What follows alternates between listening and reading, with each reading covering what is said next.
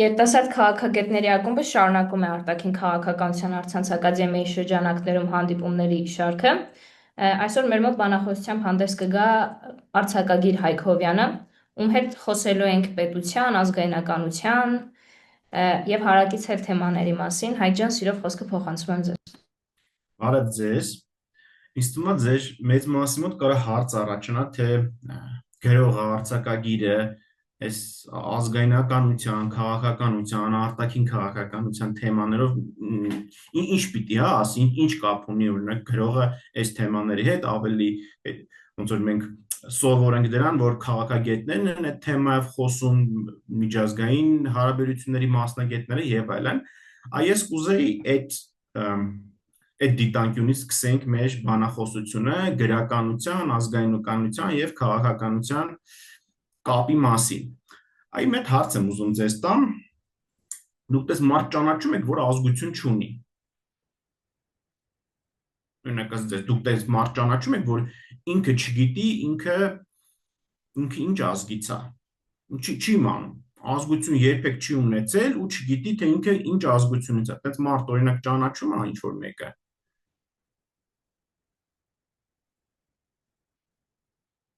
Երևի թե չէ, հա։ Իսկ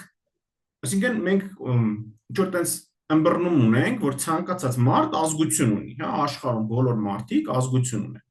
Բայց ո՞նց ենք մենք տարբերակում այդ ազգություններն իրարից։ Ո՞նց է որոշում, որ այս մեկը հայ է, այս մեկը վրացի է, այս մեկը ադրբեջանցի է, այն մեկը ֆրանսիացի է։ Մենք հայերին, հա, վերցնենք։ Օրինակ Արփի ջան, դու քանի հայ ես ճանաչում, տենց քո դու որ գիտես, ասենք հայ է այս մարդը, մոտապես քանի մարդ կարաս ճանաչես։ 2.5 միլիոն։ Ես 2.5 միլիոնի բոլորին անձամբ ճանաչում ես։ Չէ, անձամբ չէ։ Անձամբ 2000-ից 3000 մարդ միգուցե։ Հա, բա այդպես դու ասացիր 2.5 միլիոն, հա։ Այդ դու ո՞նց ես որոշել, որ այդ ո՞նց է որոշում, որ այդ մնացածներն են հայ։ Դու չես ճանաչում, բայց գիտես, որ 2.5 միլիոնը հայ են։ Այդ դա ո՞նց է դա լինում։ Դու ո՞նց ես իմանում, որ մնացածը հայ են։ Հայաստանի Հանրապետությունն ունի 3 միլիոն բնակչություն, այդ 3 միլիոնից մոտ կես միլիոնը ազգային այլ պատկանելություն ունեցող փոքրամասնություններ են, ենթադրում եմ, որ 2.5 միլիոնը կլինեն հայեր։ Բա մնացածները սփյուռքի հայերը։ Ենթադրենք մի 10 միլիոն հայ են, հա, ասում կա։ Տենց են համարում, հա։ Հիմա ինչ ձև է որոշում, որ այս մնացած բոլորը հայ են։ Դա Բենեդիկտ Անդերսոնը, հա, այդ երևակայական հանրույթների մասին աշխատություն ունի, նա դա ասում է, որ միասնական երևակայություն ունեն այդ մարդիկ։ Ամեն առավոտ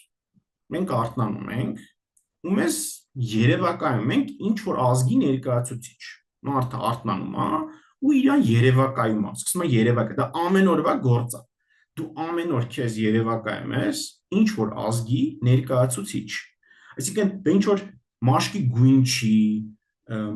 չգիտեմ, ֆիզիկական տվյալ չի, դա երևակայություն է, չէ՞։ Այսինքն ֆիզիոլոգիապես դա ֆիզիոլոգիական բան չի, դա երևակայական բան է։ Մարդը իրան երևակայում է, չգիտեմ, մենք բոլորս, չգիտեմ, ստեղ հայեր են բոլորը թե չէ, բայց մենք երևակայում ենք մեզ հայ։ Դա երևակայություն է։ Ու այդ երևակայությունը միասնական երևակայություն է։ Իսկ ի՞նչ է պետք միասնական երևակայության համար։ Պետք են պատումներ, պետք են միֆեր, հա, պետք են սիմվոլներ, որպեսզի մենք ընդհանուր տենց միասնական երևակայություն ունենանք։ Ու այդ համայնքում ծնված մարդիկ այդ համայնքի վերաբերյալ որոշակի տենց պատկերացումներ են ունենում։ Դա կարող նաև լինի, ասենք, քաղաքական ազդեցության հետևանքով, հա, իշխանությունները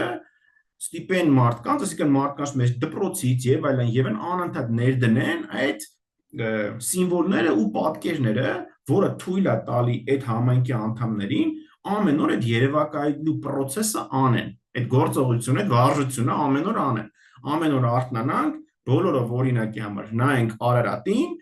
ու երևակայենք մեր մեջ, որ դա այ նշանակում է հայ, մոտավորապես sense ձևակերպենք։ Միջև ազգային պետությունները ոնց է դա բայց ստեղծվել, որտեղ ժամանակին մարդիկ իրենց իդենտիֆիկացրել են հիմնականում երկու սկզբունքով, դա կրոնն է եղել, կրոնը, եւ այդ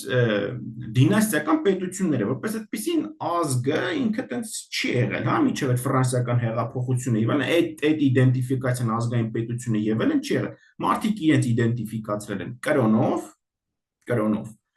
կամ այդ թագավորական դինաստիաներով, որ այս,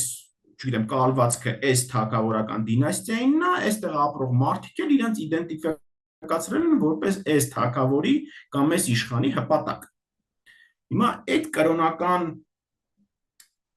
իդենտիֆիկացիան հիմնականում եղել է ես ասի մեր վրա հիմա օրինակ չեմ բերում, այլ աշխարհում դա ոնց է ձևավորվել, այդ ազգը ասած է այսօր, որ մենք պատկերացնում ենք, ինչ ձևավորվել։ Դա լատիներեն լեզուն է եղել։ Այդ կրոնական իդենտիֆիկացիան, այդ եկեղեցիները, այդ լատիներենով են տարածել, ոնց որ նույնը մուսուլմանների դեպքում արաբերենն է, ինչ որ իրանք մի հատ համընդհանուր լեզու են ունեցել, որով որ այդ կրոնական ու մնացած այդ բանը արել են, այդ իդենտիֆիկացիայի սիմվոլները, բանը տարածել են։ Բայց արդեն հեսա մի հատ թվականը նայեմ ասեմ 16-րդ դարում, երբ որ տպագրությունն է սկսում, զարգանալ, այդ կապիտալիստական տպագրությունը, այս տպագրիչները զգում են, որ այս գրքերը ծախվում է, այս բիզնես է, էլի լավ, գիրը, բայց ինչ է պետք գիրք ծախելու համար։ Կրթված մարդիկ, չէ, գիրը պետք է հասկանան, պետք է կարդան։ Ու քանի որ այդ բնակչության մեծամասնությունը ամեն մեկ իրենց ազգային լեզուներով են խոսել, այլ ոչ թե լատիներեն, որպես այդ գրքերը կարողանան ծախեն, սկսում են այդ ազգային լեզուներով այդ գրքերը գրել, այդ Սերվանտեսից բանից սկսած, այսօր որ մենք ասում ենք ժամանակակից գրականություն, գրականությունը որպես վեբ, որպես ստեղծագործություն, չեմ ասում որպես գիր, այլ հենց գրականությունը, գեղարվեստը, այդ Սերվանտեսից է սկսել իսպանացի, Դոն Կիխոտից։ Այդ ժամանակվանից սկսած սկսում են այդ ազգային լեզուներով գրքեր հրատարակվել։ Ու այդ ազգայնականության հիմքը այս սկսում է այդ ժամանակ, այդ վեպերից է սկսում։ Այդ նույն Անդերսոնը ասում է, որ այդ երևակայությունը այդ ազգային պետության մասին վեպերից է սկսվում, ազգային վեպերից է սկսվում։ Այստեղ էլ գալիս կպնում ենք այդ գրականության եւ ազգայնականության կապին։ Այդ վեպերը սկսում են միֆեր, սիմվոլներ ու պատումներ արտադրել, որը հիմք է դառնում այդ ընդհանուր երևակայության համար։ Ես ինքս ֆենտեզի եմ գրում, ֆենտեզի եմ ստեղծագործում։ Այօնակ ֆենտեզին ու հեքիաթը, ինչով են իրարից տարբերում։ Հեքիաթը դա ժամանակակից գեղարվեստական գրականություն չի, հեքիաթը միշտ եղել է այդ պատումները։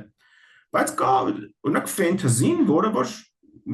եթե չգիտեք, ասենք մատանիների տիրակալն է, այն մյուսն է, դրանք ժամանակակից գեղարվեստական գրականություն է։ Իրանք օրինակ ինչով են տարբերվում հեքիաթից։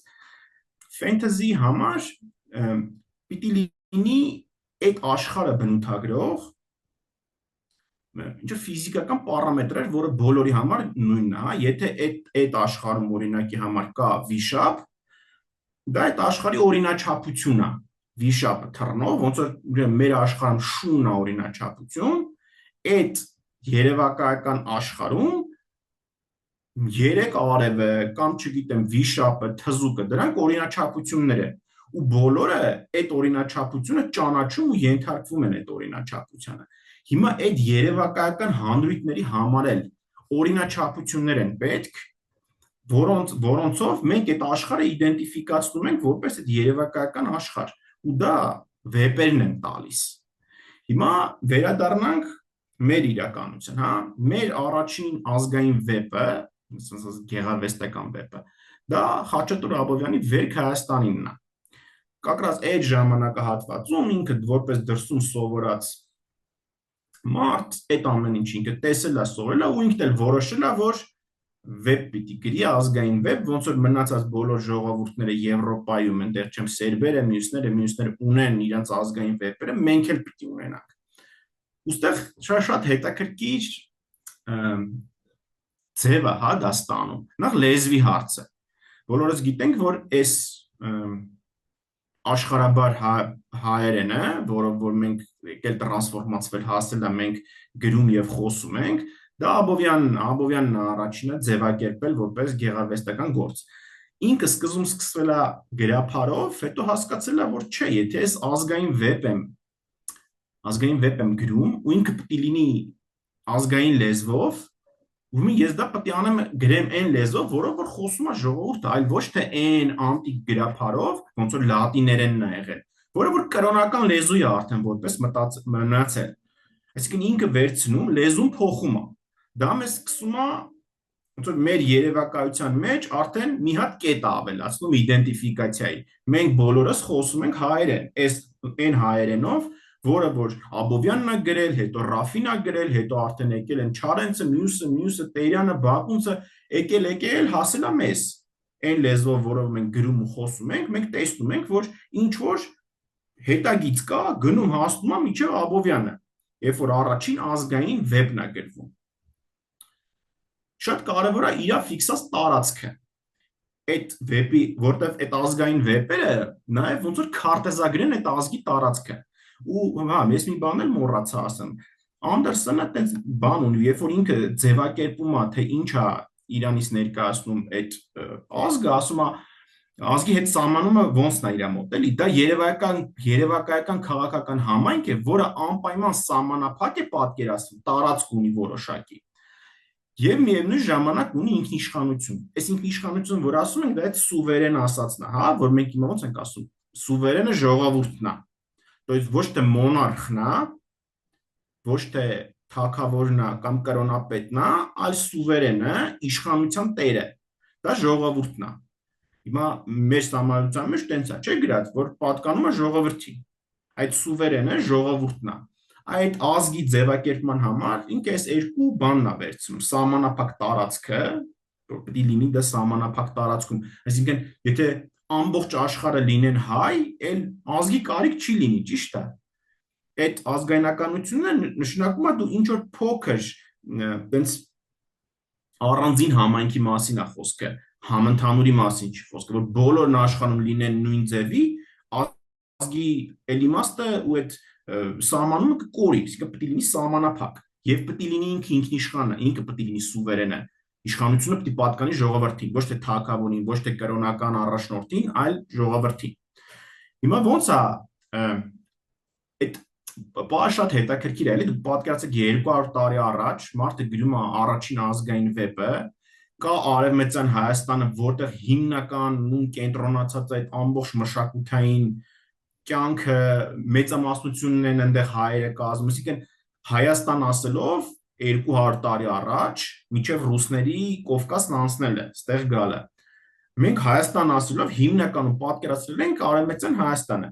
Այս Արևելյան Հայաստանը, այսօրվա մեր Հայաստանը, դա պարսկական տիրապետության տակ գտնվում է տարածք է, որտեղ հայերը այտենց համարյա բնաջնջման եզրին են եղել։ Ու այդ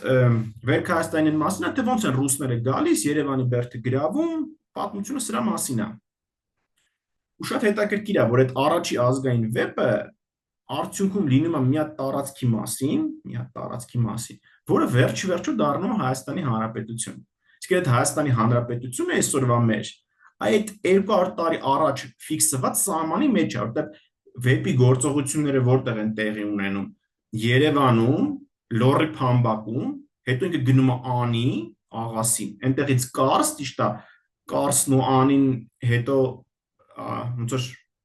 Արևելյան Հայաստանի կազմում էին իրանք գտնվում, բայց հետո Թուրքիան գրավեց դրանք եւ գնում է Շուշի։ Այսինքն ինքը մոտարապես այդ երանկյունին, որը մենք այսօր մոտ պատկերացնում ենք այսօրվա Հայաստան ասածը, դա Աբովյանը ֆիքսում է, այդ վեպի գործողությունները այդ տարածքներում են տեղի ունենում։ Ու շատ հետաքրքիր է, էլի, որ ոչ մեկի մտքով անգամ չէր կարող անցնել, որ արդյունքում Հայաստանը անկախություն կարա ձեռք բերի հենց այս տարածքում։ Որտեղ բոլորը մտածում են, որ դա լինելու է Արևմտյան Հայաստանում։ Այնտեղ են շատերը հայերը կենտրոնացած, քաղաքական կուսակցություններն են այնտեղ հետո հետագայում ձևավորվել, դաշնակցությունը եւ այլն եւ այլն։ Ամբողջ քաղաքական միտքը, մշակութային միտքը եղել է այնտեղ, բայց արդյունքում ստեղ ձևավորվեց։ Ու հետաքրքիր է, որ այդ մեր առաջին ազգային վեպն էլ է քարտեզագրում այս հենց այս տարածքը։ Եվ շատ հետաքրքիր այնտեղ մի դրվագ կա, Աբովյանը պատմում է, որ երբ որ աղասին այդ գրքի հերոսը, հա, ինքը սկսում է այդ իր շրջագայությունը, ասես մի բան է ասում, որ ինքը որտեղ գնում էր, իրան դեմքով ոչ մեկ չէր ճանաչում, բայց իր մասին լսել էին։ Այսինքն այդ երևակայական համայնքի մասին է, հա, խոսքը, ես որ խոսակցության սկզբում ասացի, այ դուք քանի հայ եք անձամբ ճանաչում ու ոնց գիտեք, որ մնացածը հայ են։ Այդ պատմությունների միջոցով Ձեզ պատմում են, որ Ազնավուրը հայ է, չգիտեմ, այս մեկը հայ է, Բակունցը հայ է, չգիտեմ, Մխիթարյանը հայ է, պատմություններ են պատմվում մարդկանց մասին, դուք առանց իրանց ճանաչելու գիտեք իրանց մասին ու իդենտիֆիկացնում եք իրանց որպես նույն համայնքի մաս, որ մենք ունենք ընդհանուր երևակայություն։ Ու երբ որ դու, չգիտեմ, գնաս հանդիպես Հենրիխ Մխիթարյանին, որին երբեք չես տեսել, արդեն երևակայելով, որ ինքը հայ է, որոշակի, ասենք ասած, հասկացությունների մասին դու արդեն նախապաշարմունք ունես, որ ինքը գիտի դա ինչ է, հա, եթե դիմացինը հայ է, դու ենթադրում ես, որ ինչ որ ընդհանուր բաների մասին, այդ ոնց որ ֆենտազի աշխարհի օրինակով է, հա, բերում, գիտեք երկուսդ էլ որ թզուկ կա, հա, գիտեք երկուսդ էլ որ դրակոն կա, այդ ընդհանուր երևակայությունն է։ Դուք որ մի հատ չիլիացու հանդիպեք, բնական է, չէ՞, ասենք լիքը բաներ կլինի, որ կհասկանաս, որ չինացին չի հասկանալու սա ինչ է։ Բայց Հենրիխ Մխիթարյանը գիտեք, որ իմանալու է դա ինչ է, որտեղ դուք ընդհանուր երևակայություն ունեք։ Ինքը իմանալու է Չարենցը ինչ է, ինքը իմանալու է Արարատը ինչ է, ինքը իմանալու է, չգիտեմ, Սևանն ինչ է, N1-ն ինչ է, N1-ն ինչ է։ Այ ընդհանուր երևակայությունը տենց է ձևավորվում։ Ու եթե գանք, ասենք, մեր օրերին, հա, այդ գրականության բա հասկացանք, սկսել են ազգային գրքեր գրել ու դրա վրա ընդհանուր երևակայություն է սկսել գեներացվել։ Գիրքը գրքի վրա, գիրքը գրքի վրա, գիրքը գրքի վրա ու այդ ազգի համար որոշակի տենց մի հատ բան է ստեղծվել։ Հիմա այդպիսի դեր կատարում է նաև այս սոցցանցային կյանքը, հա, Facebook-յան feed-ը։ Ինչ է։ Էլի ինչ որ մի հատ տենց միասնական տարածքի երևակայություն է ստեղծում, այն ներսած դրսահայերը, հա, մարդը Լոնդոնում կամ Լոս Անջելեսում նստած, առավոտը հելնում է, մի հատ իր Facebook-ի feed-ը թերթում է, այդ միասնական տարածքով մի հատ անցնում է ու ինքը այդ պահին զգացել եք, չէ՞, ասենք այդ մարդը կա տարիներով Հայաստանում չի ապրում, բայց ինքը անընդհատ հայկական իրադարձությունների մեջ է։ Զգացել եք, չէ՞, դες մարդիկ կան։ Ինքը ամեն օր հելնում է, նույն ձև մեր նման կոմենտ է գնում, սրան է հայհոյում, նրան է հայհոյում, այս ինչ որ մի հատ բան է տեղում, իր վրան ազդում է, ինքը կարող է ֆիզիկապես իհարկե չի զգում, բայց իր վրա դա ազդում է։ Բայց ո՞նց է դա լինում։ Այդ միասնական երևակայական տարածքն է։ Մարդը հելնում ամեն օր մտնում այդ Facebook-յան feed-ը, որտեղ մենք բոլորս նստած ենք, բոլորը իրար հետ ինչ որ երևակայություն են գեներացնում, ինքն էլ կապտում է այդ մեծ մոզգին, հա, ասենց այդ ընդհանուր ուղեղին, ու տեղից սկսում է բան քաշել ու չգիտեմ, աղբանոցի վառվելը իր վրա սկսում է ազդել Լոնդոնում նստած։ Իր վրա դա սկսում է ազդել, ասում է ներվայնանում եմ, որ այս հարցը չեն կարում, բայց ինքը ֆիզիկապես դա չի զգում, ինքը ստեղ չի։ Բայց այդ ընդհանուր երևակայությունը սկսում է իրան ստիպել, ոնց որ մենք ընդհանուր universe ենք, հա, ստեղծում։ Եթե տենց կինոյի կամ գրականության օրինակով բերեմ, մենք մի հատ ընդհանուր universe ենք ստեղծում, ոնց որ Marvel-ն է, հա, այդ աշխարհը, որտեղ այդ կերպարները ինչ որ միասնական տարածքում են, միասնական universe-ում են, միասնական օրինաչափությունների են ենթարկվում։ Հիմա մենք էլ այդ գրականության, մշակույթի ու մնացած բաների ազդեցությամբ սկսում ենք միասնական երևակայություն գեներացնել։ Ու նույնը դրան, ասենք, Facebook-ի feed-ն է դրան օգնում ու մնացածը։ Եթե ինչ որ հարցեր ունեք այս հատվածի հետ կապված, կարանք անցնենք այս կտորի մասով քննարկենք հարցերը։ Ինչ ձեզ օրինակ հետաքրքրեց այս խոսակցության մեջ, որ կուզենայիք ավելի բացեինք։ Ահա Լևոն ջան։ Բարև ձեզ, նախ շնորհակալ եմ նման հնարավորություն ու հետաքրքիր բացման համար։ Երկու բան եմ ուզում ասել, մեկը ավելի շատ հարց, մյուսը կուզեի որ մանրամասնեիք։ Նախ հարցը ստամ, իսկ ինչ կասեք այդ տեսության մասին, որ այս ժամանակվա հայերը, այսինքն մենք գրեթե ոչ մի կապ չունենք պատմական հայերի հետ, ինչպես օրինակ հիմա շատ են ասում իսրայելցիների մասին, որ ներկայիս իսրայելցիները դա եվրոպացիներն են, որոնք եկել եւ պետությունը ստեղծել ու ոչ մի կապ չունեն աստվածաշնչյան իսրայելցիների հետ, ու նույնն էլ մեր դեպքում, որ պատմության միջով մենք եղել ենք թուրքերի, ռուսների, պարսիկների հետ եւ ոնց որ գեները այնքան են կիսվել, որ հին հայերը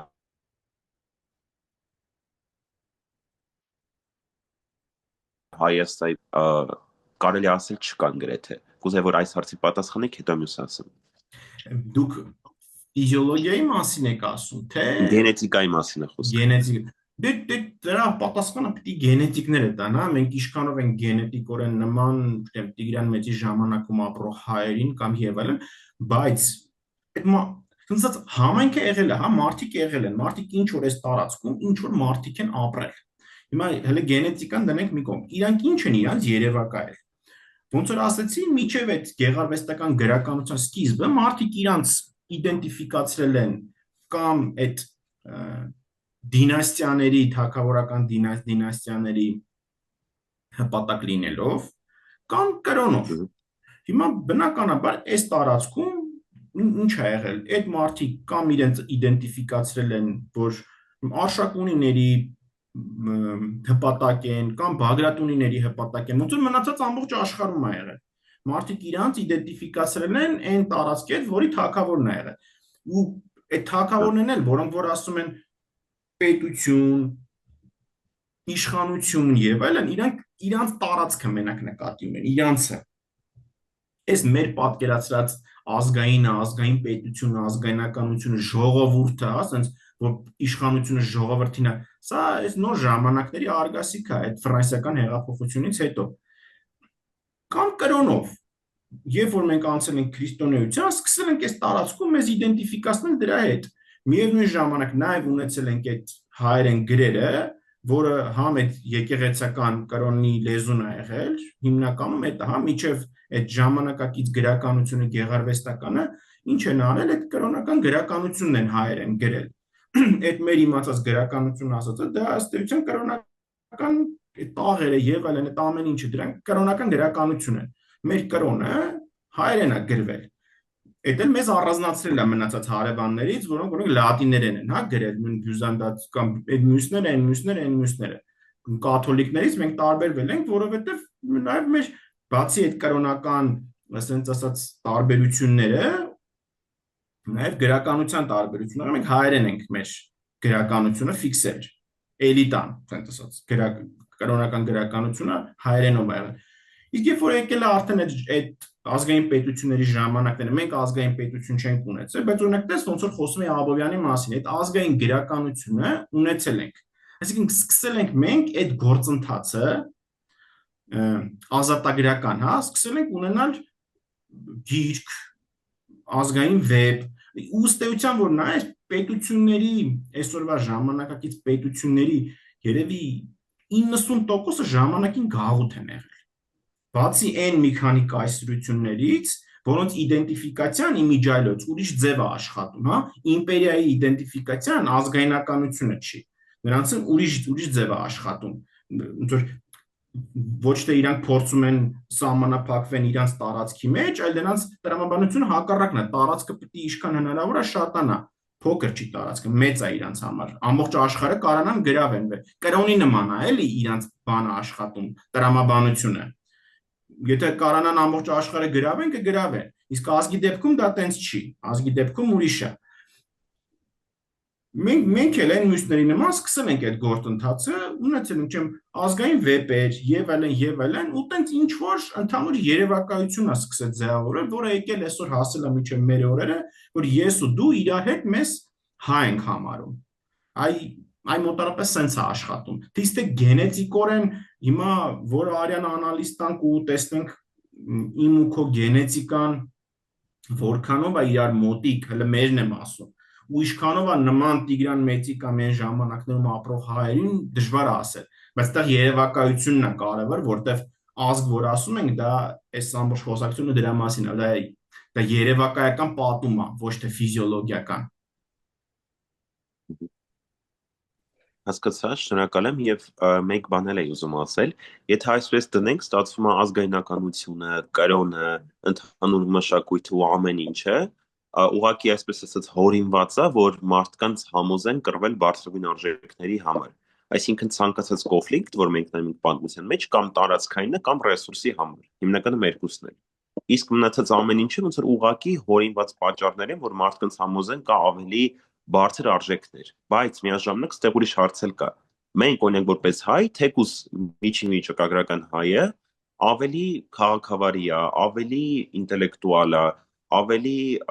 կարելի ասել թեկուզ բարձրագույն արժեքներ ունի կամ բարձր գիտակցություն ավելի ճիշտ, քան օրինակ միջին վիճակագրական ձևամորթը, ու դա ռասիզմ չի։ Հիմա օրինակ որ ասում են բաց սահմանների հետ կապված, ես օրինակ խնդիր չեմ տեսնում, որ ասենք իմ հարևանը լինի սևամորթ, բայց երբեք թույլ չեմ տա, որ այդ նույն սևամորթ հարևանը գա իմ տանը ապրի, որոշի, որ ես իր տունն եմ։ Նույնն էլ սահմանների հետ կապված։ Օրինակ ես խնդիր ընդհանրապես չեմ տեսնում, որ Հայաստանում բնակվի ցանկացած ազգի ներկայացուցիչ, կապ չունի որտեղից եկել, ու նույնիսկ ցանկացած կրոնի։ Մինչև որ այդ մարդը մոռանա, որ ինքը ստեղ հյուր է, ոչ թե բնակիչ, որովհետև ինչքան էլ հայերը խնդիր ունեն օրինակ քրիստոնեության հետ, հիմա մենք դուրս գանք փողոց,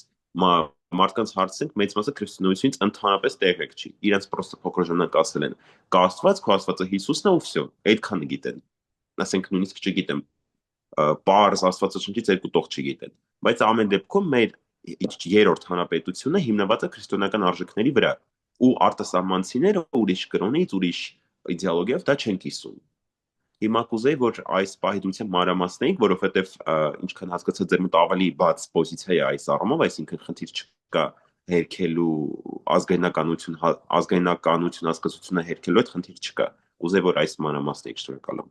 Ես այդ ազգայնականություն հերքել ասած ըստ էության չեմ հասկանում։ Իմ համար անհասկանալի է ոչ թե ազգայնականության լինելը, այն որ տարբերություններ կան մեր ու, չգիտեմ, վրացիների մեջ օրինակ, իմ համար շատ ընկալելի է, շատ ընդունելի է, ինձ էլ է հետաքրքիր այդ տարբերությունները, ես էլ եմ ուսումնասիրում, փորձում հասկանալ, բայց այդտեղ այդ որ դուք ասացիք մենք ավելի բարձր ենք, չգիտեմ, ավելի բարձր արժեքներ չեմ, այ իմ խնդիրը դրա հետ է։ Ես այդտեղ ինչ որ առավելություն չեմ տեսնում, հա, եթե ես ձերքս սենց եմ անում, ոչ թե սենց եմ անում, այն մյուսն էլ ուրիշ ձև է անում, ես ինչ-որ ուրիշ բան եմ գցում վզիս, ինքը ուրիշ բան է գցում իր վզին, դա ինձ ոչ մի առավելություն չի տալիս իր նկատմամբ։ Այսինքն ես ինձ չեմ իդենտիֆիկացնում որպես հայ, որովհետև ես ավելի լավն եմ, քան թե մյուսները։ Ես իդենտիֆիկացնում եմ ինձ հայ, որովհետև ինչ որ օրինաչափություններ կան, որոնք ինձ տարբերում են այն մյուսներից, այդ տարբերությունը ոչ լավ է, ոչ վատ է։ Դա պրոստը տարբերություն է։ Ես գիտակցում եմ, որտեղ կա տարբերություն, ինձ հետաքրքիր է այդ տարբերությունը, ես դա փորձում եմ ոնց որ այդ տարբերությունը ինքնության վերածեմ, այստեղ էլ է շատ հետաքրքիր։ Այսինքն իմ համար օրինակ, հիմա անընդհատ այդ ինքնության խոսակցությունը, հա, մեր մոտ գնում, ցեղասպանությունը, Արարատը եւ այլն, օրինակ իմ համար որպես ազգի բնութագրիչ ցեղասպանությունը իմ համար ինքնության բնութագրիչ չի։ Իմ համար ինքնության բնութագրիչ այ մեր տարբերություններն է, մեր հարևաններից, մեր լեզուն, մեր կրոնը, մեր, չգիտեմ, պատմական ժառանգությունը, սա, այսինքն ինչով եմ ես ինձ տարբեր համարում այն մյուսից։ Դա լավի ու վատի մասին չի խոսքը։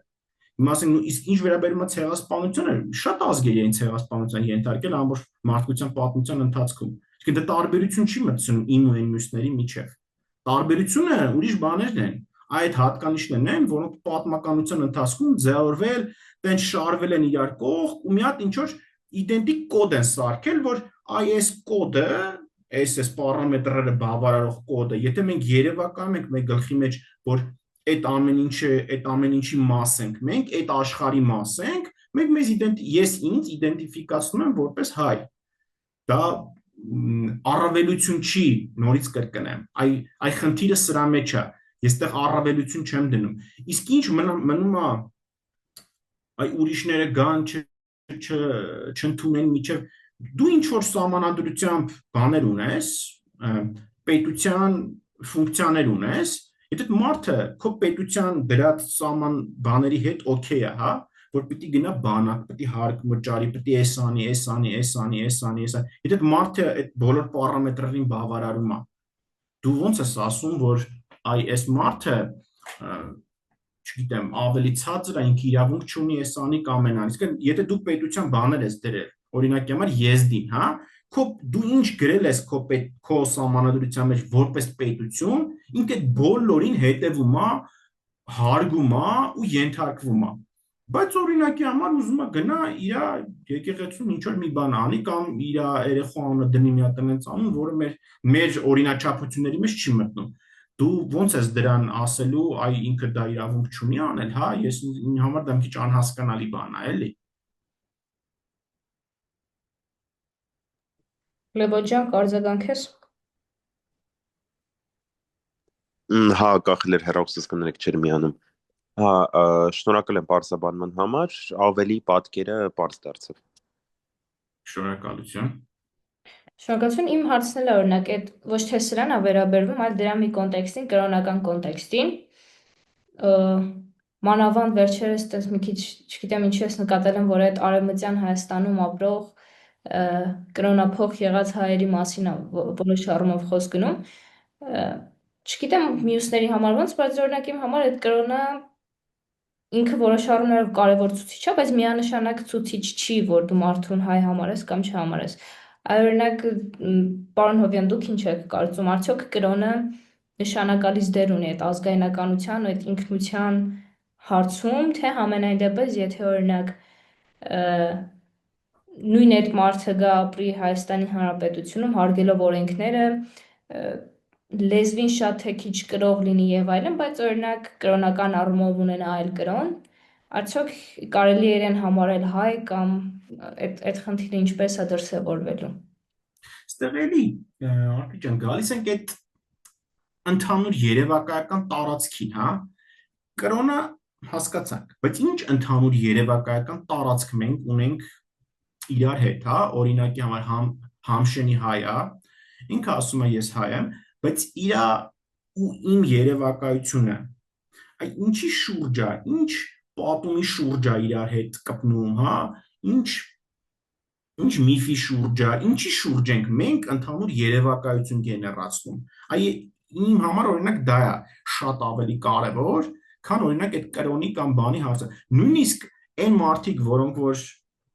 հաստատ գիտես որ հայ է, հա, Սիրիա հայ է եւ այլն, այսինքն մի հատ բան կա, հա, մեմա կամ ու իմ սերնդի համար համենայն դեպս, ասենք ինչ որ հումորային բան կա, որ ասենք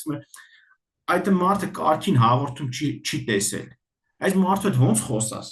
Օրինակ հումոր ենք անում, բայց դա ինչ է, դա երևակայական մի հատ ընդհանուր տարածք է, որ ես կանեմ մի հատ հումոր, որը այս մարդը կհասկանա, այն երրորդը չի հասկանա։ Ու դու ինչքան շատ այդպես փրթիկներ ունես, sense ասած, այդ երևակայությունը աշխատացնող ու ընդհանուր տարածք ձևավորող, այնքան քեզ այդ դիմացինի հետ հարաբերվելը հեշտ է, որտեղ այդ օրինաչափությունների մասին դուք ընդհանուր պատկերացումներ ունեք, համակեցություն կանոններ ունեք, ընդհանուր երևակայություն ունեք, հա, որ եթե այս մարդն էլ է հայ, ուրեմն այս մի բանը sense պետք է լինի։ Նու դու արդեն ապրիորի պատկերացնում ես, որ այս մարդը այս հարցի շուրջ sense բան պետք է ունենա։ Մոտեցում։ Հիմա այդ Համշենում ապրող մուսուլման հայի հետ, այ մեր երևակայական ընդհանուր տարածքը ի՞նչն է։ Այս պահի մեր իդենտիֆիկացիան, որ ասած mainstream իդենտիֆիկացիան է, պետական քաղաքականությունը, որը այդ երևակայությունը պատադրում է, որտեղ դա էլ է պետության գործիքներից մեկը, հա, ընդհանուր երևակայություն թելադրել, հա գրքերով, դասագրքերով, մշակույթով, կինոյով, երաժշտությամբ նարատիվը սենց լցնել, դեպի պետությունն է դա անում, հա, ինքը ընդհանուր մի հատ երևակայական տարածք է սարքում, միջավայր է սարքում։ Հիմա մերն ու իրանցը ո՞րն է։ Ցեղասպանությունը, որ մենք էլ ենք ցեղասպանության, ուզում եմ ասած բարդ հարցեր են առաջանում, էլի, ո՞րն է մեր այդ երևակայական ընդհանուր տարածքը իրանց հետ։ Գուցե պետքա ստեղծել, եթե մենք մտածում ենք, որ այ իրանց էլ պիտի ինտեգրենք մեր հանրության մեջ, ուրեմն մի հատ ընդհանուր երևակայական տարածք պետք է ունենանք իրանց հետ։ Ֆիզիկական տարածք չէ, այլ միջավայր, այ ո՞րն է դա լինելու։ Իրանք հաստատ մեր, օրինակ չեմ, Facebook-ի feed-ը, որ 10 մի հատ համշենցու, ինքը չի կարելի դա հասկանա, դա ինչի մասին է։ Այնքան չի կարալու հասկանալ, ոնց որ պայմանական բուլղարացի։ Ինքը բացելու է դա ու տեսնի, որ երևակայական ոչ մի բան չկա։ Ես դու հետ ապարանում ապրող։ Մենք ընդհանուր երևակայական տարածք ունենք հիմա։ Ինքն էլ այդ feed-ը բացելու, կարդալու է, հասկանա ինչի ինչոց է։ Ասենք հումորն էլ հասկանային, մեկն էլ հասկանային, մեկն էլ հասկանա։ Սենց ասած մեր ձևով ասած բառը քաղաքականացնեմ, հա, ապարանում ապրող եզդին հասկանալու է։ Համշենի հայը չի կրա հասկանա մեր ձևն ինչն է, հին ձևն ինչն է, նոր ձևն ինչն է։ Вообще ձևը չի կարա հասկանա։ Այսինքն հարցեր են առաջանում։ Հիմա եթե մենք որոշում ունենանք այդ մարդկանց տենց ինտեգրենք ինչ որ բանի շուրջ, ուրեմն պետք է ինչ որ մի բան անենք։ Իսկ ընդհանուր երևակայություն պետք է գեներացնենք։ Չգիտեմ, դա կարող է լինի ինչ որ թակավորությունների շուրջ, հա, չգիտեմ, տենց հիմա պրոստը վարժություն եմ անում, հա, մտավոր ինչ որ բան չունեմ տեղ, հետազոտություն չեմ արել կամ ինչ որ գիտական բան չկա, հիմք չկա տակը, պրոստը այս բանին խոսակցության մեջ ինչ որ փորձում եմ մտածեմ։ Ինչը կարա մեզ կապի համշենցու հետ։ Էսա։ Մերսի շատ, Վիկտորիա։ Բարև ձեզ, հարցս հետևյալն է, կցանկանայի զուգահեռներ տանել ներկայումս Հայաստանում կատարվող դեպքերի հետ։ Ձեր կարծիքով ազգայնական գաղափարախոսությունները արդյոք կարող են խոչընդոտել խաղաղությանը կամ ժողովրդավարությանը, իսկ եթե այո, ինչպես կարելի է այդ ամենը կանխել եւ պահպանել ազգային ինքնությունը, բայց միաժամանակ բաց մնալ աշխարհի հանդեպ։ Շատ հետաքրքիր հարց է։ Ես էլ ես վերջի շրջանում անդադ դրա մասին տես մտածում եմ, հա։ Ու իմ փնտրտուքը ինձ հասցրել է ասես մի հատ տեղ։ Այսօրվա մեր պատկերացրած այդ ազգայնականության կոդ ասածը, հա, ինչը, ինքը ավելի շատ sense ինչ որ հակաթուրքականություն է Իրանից ներկայացնում, հա։ Այսինքն մենք երկուսով այդ որ ասեմ ընդհանուր երևակայություն, հա, մենք երկուսով ատում ենք թուրքերին, ցեղասպանության զոհենք, Արարատն ենք ուզում,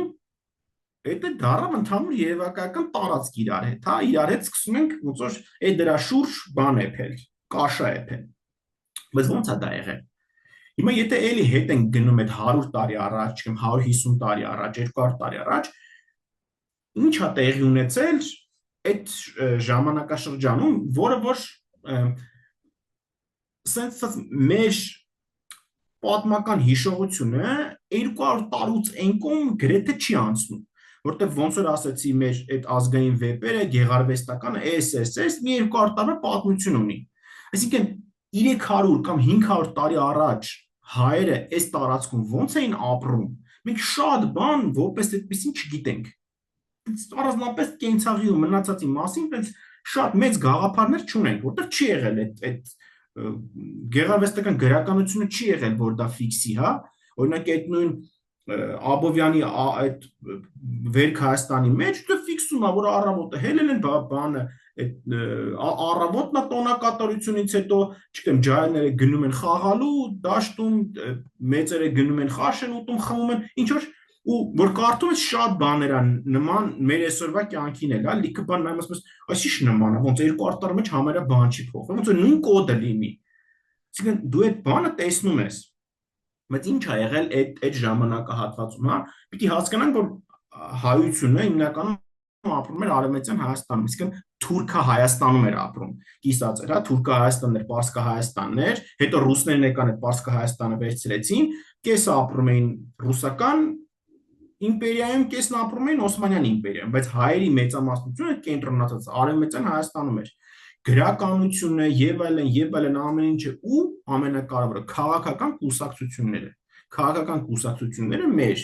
այսինքն մեր քաղաքական միտքը ձևավորվել է Արևմտյան Հայաստանում։ Դաշնակցությունը, ռամկավարները, հնչակները, արմենականները ու մնացած այդ 4-ը, հա, կարելի կան, չգիտեմ, ես 4-ին գիտեմ,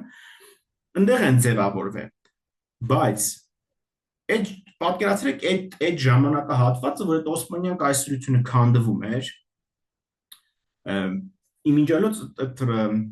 Ռաֆու Խենթը կարակ այդ հատվածը, այդ ժամանակահատվածը ցույց տա, այդ Ռաֆու Խենթը հենց կակրած այդ ժամանակահատվածի մասին է։ Օսմանյան կայսրությունը պատկերացրեք քանդվում է,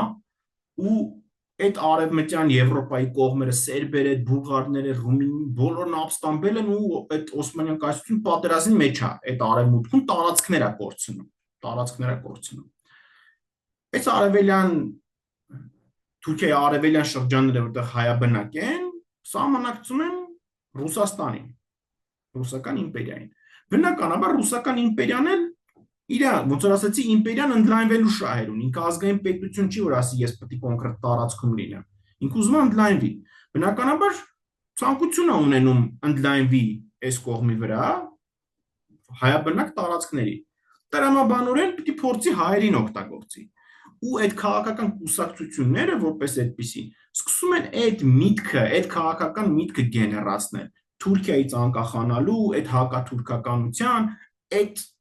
այդ սոուսի մեջ է սկսում ձևավորվել հայ քաղաքական միտքը։ Բայց իրադարձությունները բերում են նրան, որ տեղի անանում ցեղասպանություն, նույն այդ կուսակցությունները, այդ ամբողջ միտքը, այդ երևակայական տարածքը տեղից դուրս է գալիս ու տեղափոխվում է արևելյան Հայաստան։ Բայց քաղաքական միտքը, որպես այդպիսին, մնում է այն արևմտյան Հայաստանի քաղաքական միտքը։ Այսինքն այդ մեր ավանդական կուսակցություններն ասածը, մեր ավանդական քաղաքական միտքը, որտեղ երբ որ ազգայնականություն ենք ասում, մենք հիմա ավելի շատ դրա քաղաքական կոմպոնենտն ենք, ճիշտ է դիտարկում, ոչ թե մշակութային է եւ այլն, քաղաքական կոմպոնենտը։ Այդ քաղաքական կոմպոնենտը դա արևմտյան Հայաստանում ձևավորված քաղաքական միտքն է, որ այդ մարդկանց է տեղափոխվում այստեղ ու չի տրանսֆորմացվում, բայց ինչի չի տրանսֆորմացվում, հետաքրքիրն էլ դա է, որովհետև երբ որ երկրորդ համաշխարհայինից հետո եւ Լենին Քեմալը գիտեք ինչ է, երբ որ Լենինը ու Քեմալը իրար հետ պայմանավորում են, որ այ կիսել են, всё այս հարցում իրանք լուծել են, չգիտեմ, Կարսը, Արդահանը մնացել է։ Մի խոսքով այդ ամբողջ պատմությունը, թե ոնց են կիսել իրանք սահմանը, փոխանակել են ինչ որ բաներ, Բաթումի հետ, SS-ը ինչ որ մեծ բան է, առևտուր է տեղի ունեցել, այդ թվում նաև մեր հաշվին, բայց իրար հետ պայմանավորվել են, որ այդ ազգայնական ու մնացած գաղափարները իրար դեմ չեն օգտագործելու։ Ու դրանից հետո սովետի ժամանակ այդ ազգայնականություն ասածեց սկզբնական շրջանում այդտեղ փակի տակ ա եղել։ Այդ թեման չի քննարկվել։ Բայց երկրորդ համաշխարհայինից հետո, երբ որ Թուրքիան անդամակցում է ՆԱՏՕ-ին, ու սենց ասած ռուսական կողմը համարում է, որ խախտում է այդ Լենին-Քեմալը, այդ իրանց պայմանավորվածությունը, ու թշնամական ճամբարին է սկսում հարել, տրամաբանական է, չէ, որ ինքը փորձելու է իր սահմանի մոտ, այդպես մի հատ օջախ ունենա։ Իսկ դրա համար պատկերացրեք ինչ պարարտ հող կա։ Այդ քաղաքական կուսակցությունների քաղաքական միտքը, որը մի 150-200 տարի առաջ այդ նույն ռուսական իմպերիայի օգնությամբ ու բանով է ձևավորվել, բարձա չէ, հույսը որ դրել են ռուսների վրա, մի բան եղել է, որ ռուսների վրա են հույսը դրել ու մտածել են, որ հեսա Ռուսաստանի օգնությամբ ստե անկախություն կստեղծեն։ Այդ միտքը եկել է այս Հայաստան ու կենտրոնացել է Արարատյան դաշտավայրում, կենտրոնացել է ստեղ Երևանն արդեն եւ այլն։ Ու լետել մի հատ պատկերացրեք, էլի, էսի մի հատ տարածք է, որտեղ Արարատը դոմինանտ է, հա, որպես լանդշաֆտ։ Դու այստեղ արթնանում ես, ու տենց սարը կախված է վրատ։ շատ հետաքրքիր է հետել, էլի, օրինակ հույները անընդհատ ասում են Կոնստանտինոպոլիսը, բայց իրանք ամեն օր չեն տեսնում դա։ Իսկ մենք ստեղ այս տարածքում այդ մարդիկ, որոնք ընդեղից եկել են, կամ նույնը հիմա մենք ասում ենք Արցախը, բայց որ Երևանում արտանում ես, դու վիզուալ չես տեսնում այդ Արցախը։ Ոչ մի բան չես տեսնում։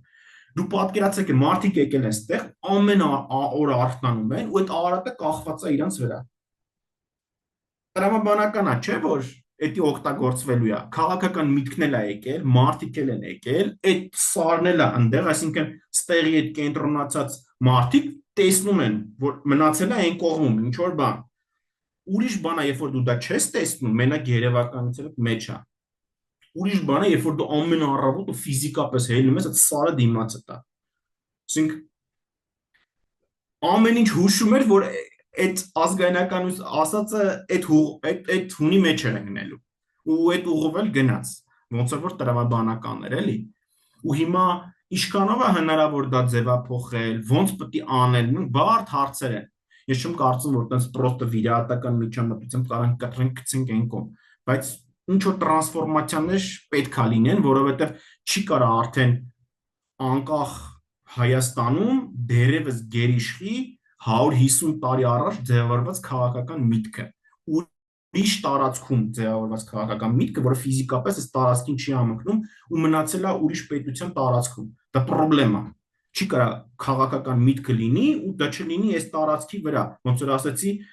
այդ ազգային վեպը կամ այդ ազգայնականությունը այդ վեպերի վրա հիմնված տարածք պիտի ունենան։ Տարածքը պիտի ֆիքսված լինի։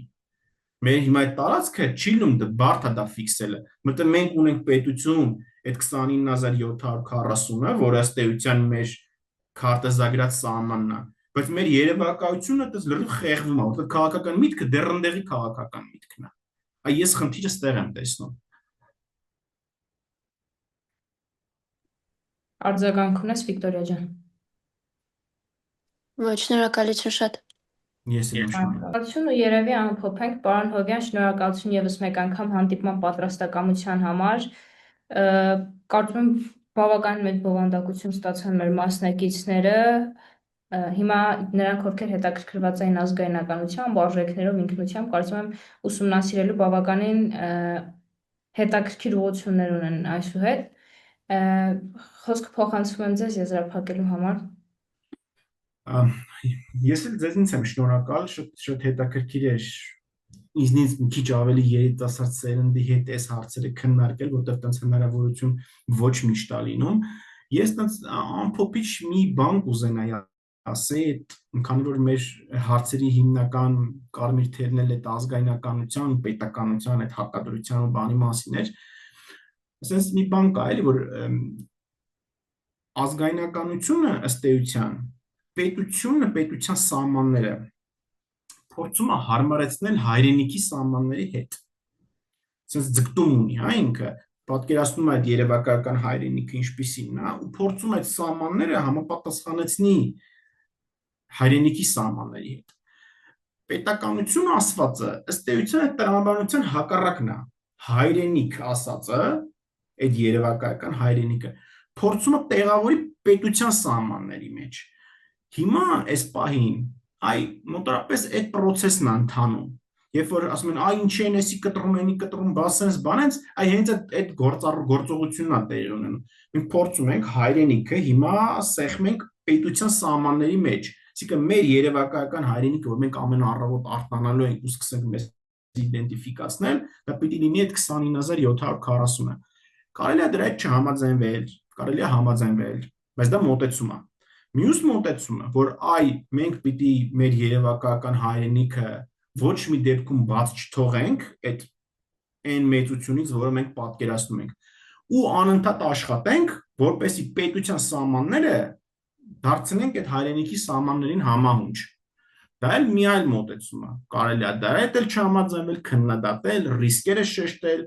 ցույց տալ, որ դա կարող է վերջի վերջո այս փոքրն էլ կործանի։ Այ ես տեսնում եմ մեր դիսկուրսը ներ հայաստանյան, ներ քաղաքական այս երկու մոտեցումների շուրջ։ Այն մեր խոսակցությունը մոտակա ժամանակներում կտրվածքով տեսանելի սրա շուրջ է լինելու։ Մենք հայրենիքը ստեղծենք մենք պետության սահմաններում, թե մտածենք, որ պետությունը կարանք ընդլայնենք մինչև հայրենիքի սահմաններ։ Ես կուզեի, որ դուք էլ ձեր հերթին, որպես ապագա սերունդ, որը այդ հարցը ձեր վրա էլ է լինելու, կարող է շատ ավելի շատ, քան թե իմ սերնդի վրա, դուք էլ ձեր մեջ սկսեք այդ հարցի շուրջ մտածել, որովհետև մեր տեսանելի ապագայում դիսկուրսը դրա մասին է լինելու, չգիտեմ, 5 տարի, 10 տարի, էս է լինելու մեր խոսակցության թեման հանրության ներսում, ու դուք էլ որպես երիտասարդ սերունդ, ես կուզեի, որ սկսեք հիմիկվանից այդ հարցի շուրջ մտածել, որն է մեր ճանապարհը, հա, այն մեկը, թե այն մեկը, ու շատ շնորհակալություն բոլորիցդ։ Շնորհակալություն շատ, այսպիսով ամփոփ ենք հանդիպումը։ Հաջողություն։